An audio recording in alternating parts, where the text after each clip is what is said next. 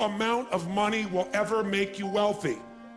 Because as soon as you get there, you will raise the game. Because growth is life. But having to grow in order to feel significant enough means you will always be poor. It's a game that never ends. Let's talk about money now, not wealth. What does it take mechanically to get this thing called financial independence? And what is financial independence as opposed to wealth? Wealth is a product of the mind. Again, no amount of money you ever achieve will make you wealthy. Life will pay whatever price you ask of it. But you know what's interesting? You got to ask intelligently. Now, if you were going to ask intelligently, there might be 5 elements of that. Number 1, you'd have to ask specifically, wouldn't you? You wouldn't ask in a general way. People do it all the time. They go, I want more money. Fine, here's $1, get out of here. Very often you're getting what you're asking for. You're just not aware of how general you're asking. Clarity is power. The more clear you are about exactly what it is you want, the more your brain knows how to get there. Your brain is a servo mechanism. It's like a bomb. Those bombs, those missiles, they have a servo mechanism. So if the target moves, it knows what the target is, it follows it.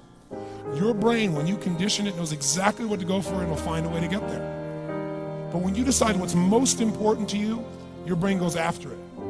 Everyone I know who's successful builds what I call an RPM plan. An RPM is built on the metaphor that the way to get from where you are to where you want to go to the fastest is you got to build power, like in a car, RPMs. And the R stands for they know the result they're after. They know what they want precisely. If you don't know exactly what you want, or you let yourself get beyond that into something general, you're not going to achieve it. We all have goals. The problem, as I've said before on this program, is that we're unconscious in the use of our resources. Most people's goals are to, quote, pay the lousy bills, or to get by, or to survive, or get out of debt, or make it through the day, make the relationship a little better, get a better job. In short, they're caught up in the trap of making a living rather than designing a life. Remember that our goals affect us whatever they are. If we don't consciously plant the seeds of what we want in the gardens of our minds, we'll end up with weeds.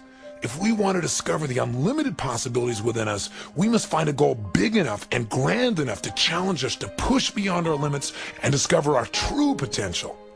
Remember that your current conditions do not reflect your ultimate potential, but rather the size and the quality of the goals upon which you're currently focusing. We all must discover or create a magnificent obsession. Whenever you look at somebody and say, why are they more successful than anybody else?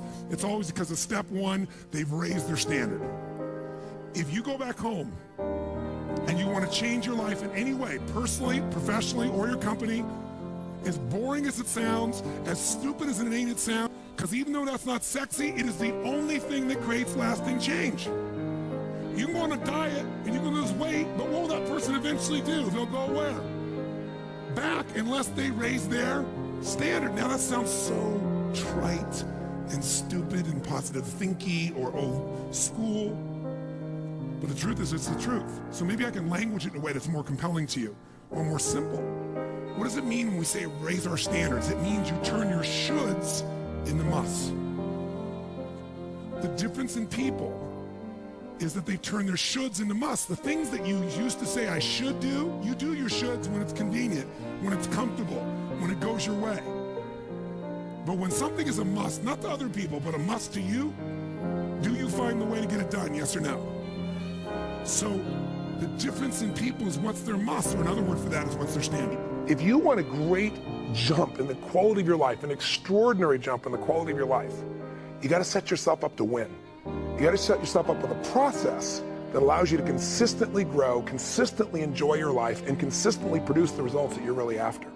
And I don't care. But if you've got what you know, that focus, the target, and you got the toolbox, and you're still not getting what you want, it's because you got inner conflicts. That's the third pillar. You've got to resolve your inner conflicts. Because that, as I try to explain to you, 80% of success in anything is your psychology, and 20% is the mechanics.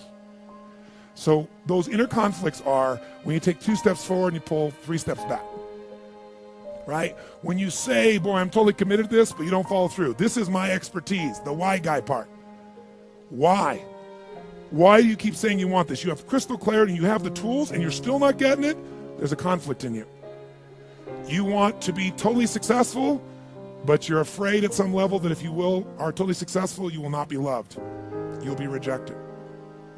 You want to be in a position where you have total free time and you want to build a $1 billion enterprise. These are conflicts. You really, truly know you got the tools and talents to make this happen, but a part of you doesn't think you deserve to succeed because it's something you did at some point in your life or something you made up. Or you think making money or being successful economically is not spiritual.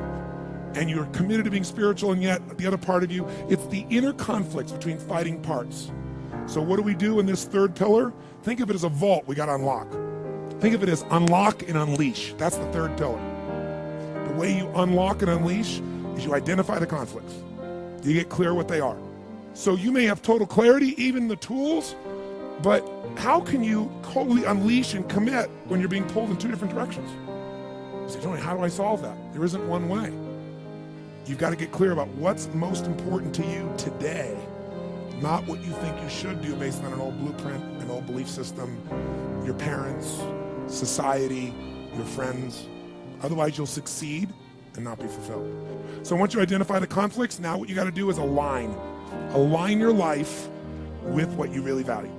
Align your life with what is most important to you. And then once you are in a position where you're aligned, guess what you'll do? Take action. You won't even have to work at it. When everything's in alignment, there's nothing pulling you away, boom, you go for it. But when you say, I want a relationship, but at the same time, simultaneously, I want to be in a position where, I never have to, I only get what I want every moment, or I never have to commit to anything, then obviously you're never going to get there. That inner conflict must be resolved. Once you align and you take action, guess what's going to happen? You're going to achieve. And once you achieve, you succeed. When you succeed, I'll tell you what you got to add to it. Celebrate, right? And then contribute. Pay it forward, if you will, as corny as that sounds. Pay it forward, don't pay it back. Take what you've got, what you've learned, and bring it to someone else. And if you bring it to someone else, it continues that cycle of fulfillment, of joy, of meaning in your life. Everything works. I just finished by reminding you what I think everybody knows in their heart. Nothing you get will ever make you happy. Nothing. Doesn't matter how many people respect you, how much money you have, how many things you have. We all know that. But who you become will make you very happy or very sad. And so ultimately, there's one way to test your life. In the busyness of your life, make sure you take just a few minutes to give yourself the gift of making progress every day. Because that's the one word that'll make you happy. Progress.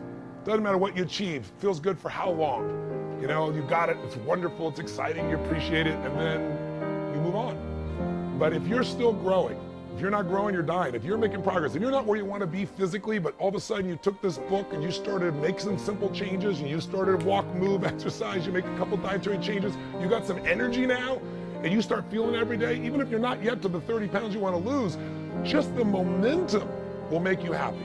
If you're in a relationship where you're settling, or you're in a relationship where you're not in a relationship and you're settling for being alone when something inside of you craves more, and this book triggers you and gives you the plan of how to finally connect and break through your own fears and connect with people and light them up the way you really want to, just even before you're there, just the progress will light you up. And we all have to keep growing to feel that alive. So whether it be progress in your business, progress in your body, progress in your energy, your relationship, your kids, your finances, your career, I don't care what it is, that's what my life's about. So my heartfelt wish for you is this video becomes a trigger for more progress.